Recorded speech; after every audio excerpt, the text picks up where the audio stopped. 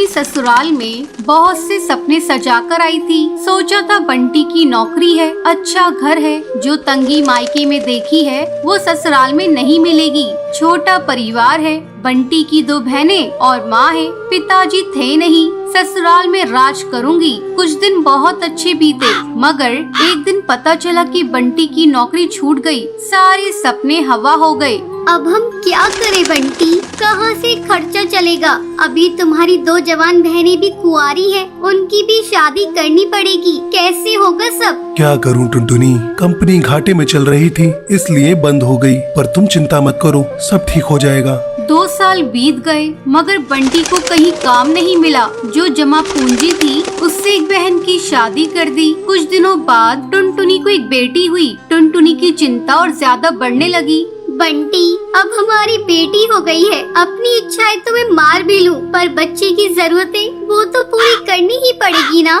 जानता हूँ, कोशिश कर तो रहा हूँ। और 1 साल बाद टुनटुनी ने एक और बेटी को जन्म दिया। बंटी की माँ बोली, बंटी, तेरी एक बहन की शादी तो हो गई, मगर बेटा अभी दूसरी भी है, उसका क्या होगा? माँ, ये घोंसला बेच देते हैं, कुछ दिन किराए पर रह लेंगे। मैं क्या करूँ, दिन रात कोशिश में लगा रहता हूँ, पर कहीं काम मिल ही नहीं रहा। बंटी, बहनों के लिए आप मकान बेच रहे हो, हमारी भी 2 बेटियां हो गई है, उनके लिए क्या बेचोगे? टुनटुनी, मैं पढ़ा लिखा हूँ, तुम क्या सोचती हो कि मैं अब ठेला लगाऊंगा? ये मुझसे नहीं होगा। टुनटुनी रोने लगी और बोली,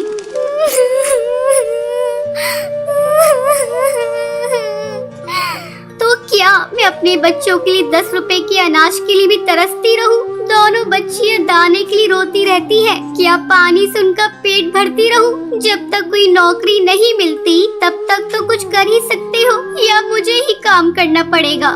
नहीं, हमारे घर की बहू बेटी बाहर काम नहीं करती। टुनटुनी बहुत दुखी रहने लगी। कुछ समय बाद घर बेचकर दूसरी बहन की शादी भी हो गई। अब तो रोज ही बंटी और टुनटुनी के बीच में लड़ाई रहने लगी। एक दिन बेरोजगारी से तंग आकर बंटी ने आत्महत्या कर ली। टुनटुनी के सारे सपने टूट गए।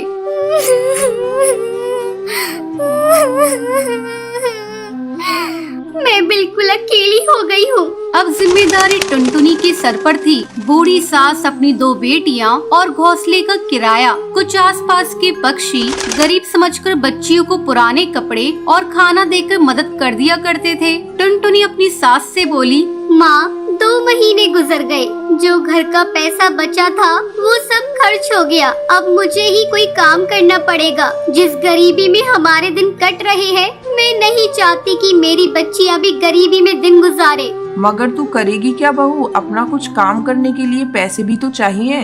कोई बात नहीं माँ, कोई तो मदद कर ही देगा। टुनटुनी ने सब रिश्तेदारों से मदद मांगी, पर किसी ने कोई मदद नहीं की। सब ये सोचते थे कि ये इतनी गरीब है, कहाँ से चुकाएगी। मायके से भी किसी तरह की कोई मदद नहीं मिली। टुनटुनी निराश हो गई और दुखी होकर रोने लगी।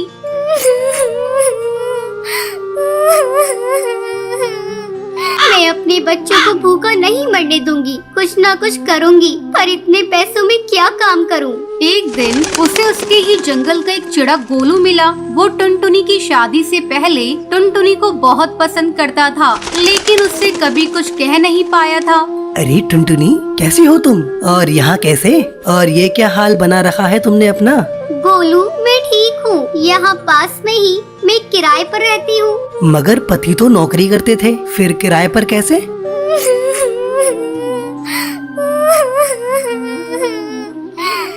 मेरे पति नहीं है, नौकरी छूट गई, घर बिक गया, बहुत गरीबी में दिन गुजार रही हूँ, कोई काम भी नहीं कर पा रही हूँ। मेरे पास केवल 1000 रुपए है, उसमें मुझे घर का खर्चा भी चलाना है और किराया भी देना है। मेरी सास बुजुर्ग है और मेरी 2 बेटियाँ भी है, कोई सहारा नहीं है, सबने साथ छोड़ दिया। कैसे कर पाऊंगी इतने कम पैसों में कोई काम? इतनी चिंता मत करो टुनटुनी, तुम चलो मेरे साथ। गोलू उसे चूड़ियों की थोक रेट वाली दुकान पर ले गया। ये मेरी ही दुकान है टुनटुनी।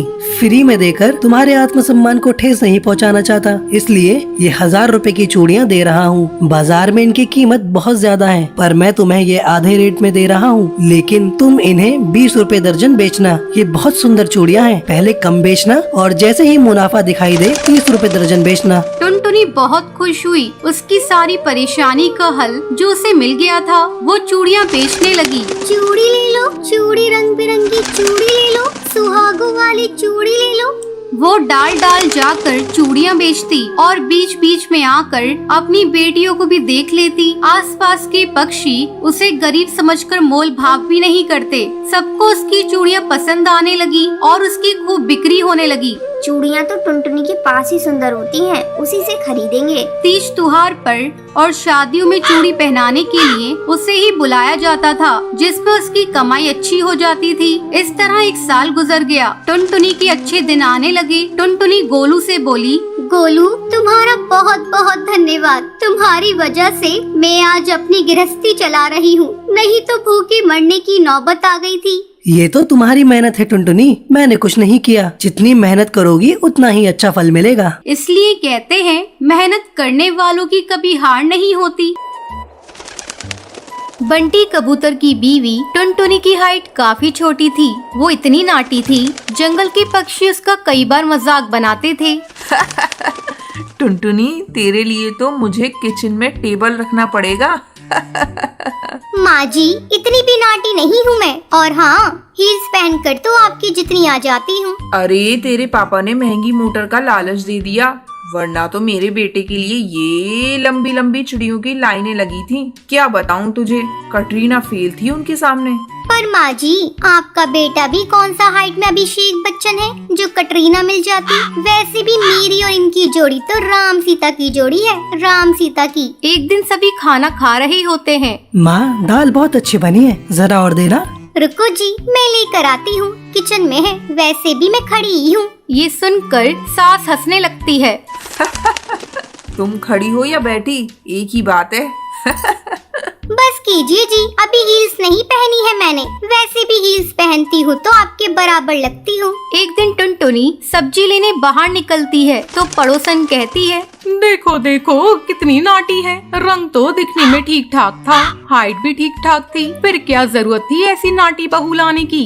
दहेज बहन, दहेज। अंधे हो गए थे पैसों के पीछे, अब करे जग हंसाई।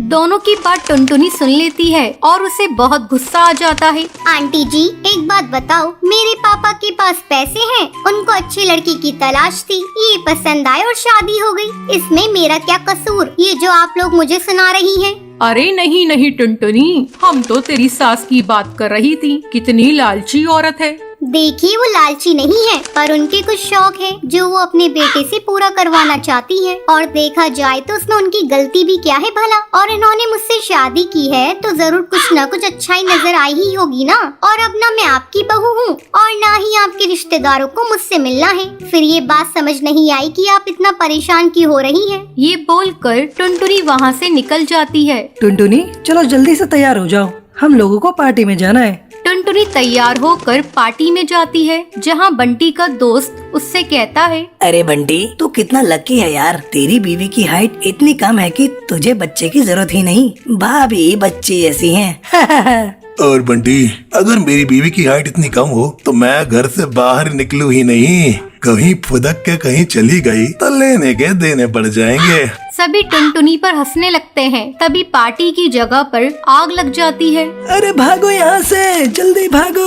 अरे लेकिन बाहर के दरवाजे पर ही आग है, हम बाहर निकलेंगे तो निकलेंगे कैसे? कोई रास्ता भी नहीं है। अरे रास्ता है ना, अगर कोई सामने वाली खिड़की से बाहर निकल जाए तो सब निकल सकते हैं। तभी टुनटुनी छोटी सी खिड़की से बाहर निकल जाती है और आग बुझा देती है। अरे वाह, भाभी जी ने तो हम सबको बचा लिया। वाह भाई वाह, बीवी हो तो ऐसी, अपने पति ही नहीं यहाँ मौजूद सभी की जान बचा ली है। भाई बंटी, माफ कर देना, तेरी बीवी तो सच में कमाल है।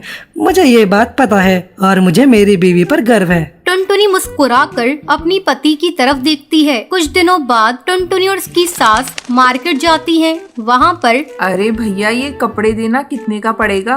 माता जी, ये तो बहुत महंगा कपड़ा है, लेकिन अब बस 2 मीटर बचा है। मेरे तो किसी काम का है नहीं, आप बस इसके 100 रुपए दे दो। अरे भैया, तो मैं क्या करूँगी इस टुकड़े का? लेकिन वैसे है बड़ा ही सुंदर। तभी टुनटुनी बोल पड़ती है, इसमें तो मेरी पूरी ड्रेस सिल जाएगी। ये कहकर वो कपड़ा ले लेती है। अगले दिन टुनटुनी वो ड्रेस पहनकर सास के सामने आती है।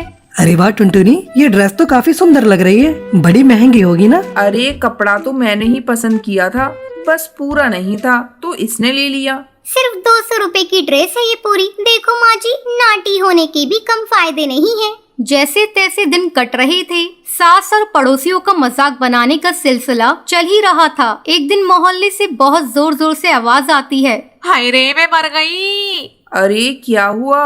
देखते हैं तो सभी गड्ढे के सामने भीड़ लगाकर खड़े होते हैं। मेरा बेटा इस गड्ढे में गिर गया।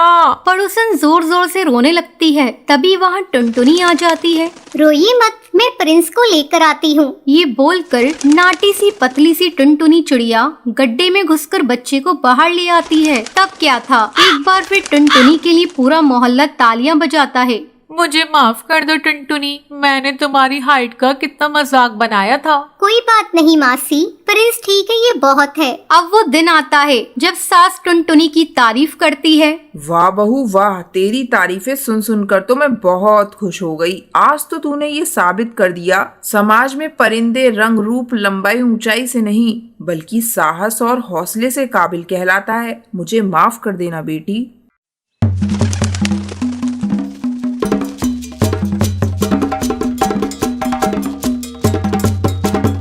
बहुत समय पहले की बात है। चंपकवन जंगल में भूरी नाम की चिड़िया रहा करती थी। उसके माँ बाप उससे बहुत नफरत किया करते थे क्योंकि वो काली थी। एक सुबह, भूरी, तू मेरे सामने सुबह सुबह मत आया कर, बिल्कुल चुड़ैल लगती है।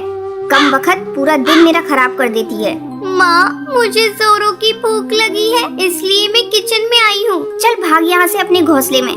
जिस खाने पर तेरी नजर जाएगी वो सब राख हो जाएगा। जब सभी लोग खा लेंगे तब मैं तुझे बुला लूंगी। माँ तो मुझे इतना डांटती रहती हो और पिंकी को तो बहुत प्यार करती हो। खबरदार, जो तूने पिंकी से अपनी बराबरी की तो उसका रंग देख, गुलाब जैसा गुलाबी है और तू तो बिल्कुल कोयले जैसी काली है। तुझे देखते ही मुझे उल्टियाँ आने लगती हैं।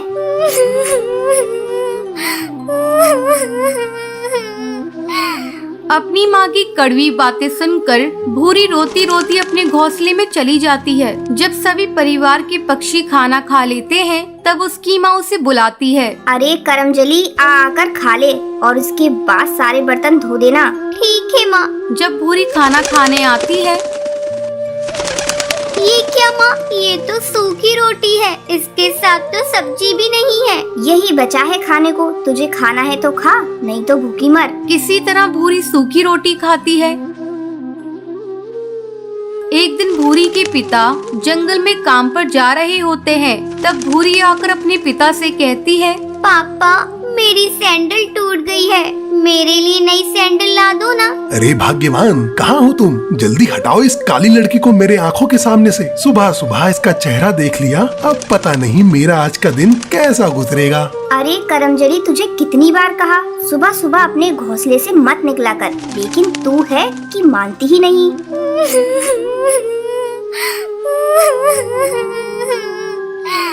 मैं इतनी बुरी हूँ तो मैं ये घर छोड़कर चली जा रही हूँ। हाँ हाँ, चली जा, तेरे चले जाने से यहाँ किसी को फर्क नहीं पड़ेगा। कम से कम तुझसे पीछा तो छूट जाएगा। माँ, मैं भी तुम्हारी बेटी हूँ, तुम इस तरह मेरे साथ क्यों बर्ताव कर रही हो? देखना, एक दिन तुम्हें इसी बेटी पर गर्व होगा। इतना कहकर भूरी घर छोड़कर चली जाती है। भूरी भटकती भटकती पास के एक जंगल में पहुंचती है। धूप के कारण उसके नंगे पैर में छाले पड़ जाते हैं।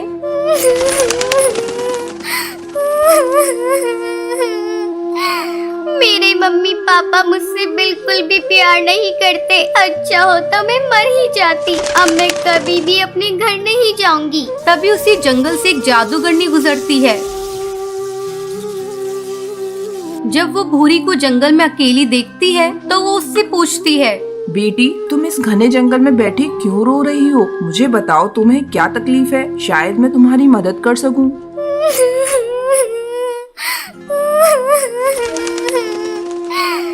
जादूगरनी, ये देखो मेरे पैरों में छाले पड़ गए हैं। मेरे मम्मी पापा मुझसे बिल्कुल भी प्यार नहीं करते, इसलिए मैं अपना घर छोड़कर यहाँ आई हूँ। ये सब मेरे काले रंग से नफरत करते हैं। बेटी तुम चिंता मत करो, मैं तुम्हें एक जादुई सैंडल देती हूँ, जिसे पहनते ही तुम बहुत ही खूबसूरत हो जाओगी। फिर वो जादूगरनी भूरी को एक सैंडल देती है। बेटी ये सैंडल इसे पहन लो और अपने घर वापस चली जाओ। जैसे ही भूरी सैंडल को पहनती है वो खूबसूरत हो जाती है। फिर वो अपने घर आती है। घर आने के बाद, अरे तुम कौन हो? किससे मिलना है तुम्हें? माँ, तुमने मुझे पहचाना नहीं? मैं भूरी हूँ। तू झूठ बोल रही है, तू तो भूरी हो ही नहीं सकती। भूरी तो बहुत काली है। माँ, ये देखो मेरी जादुई सैंडल मुझे एक जादूगरनी ने दी है। इसे पहनकर मैं सुंदर हो गई। फिर भूरी खुशी खुशी रहने लगती है।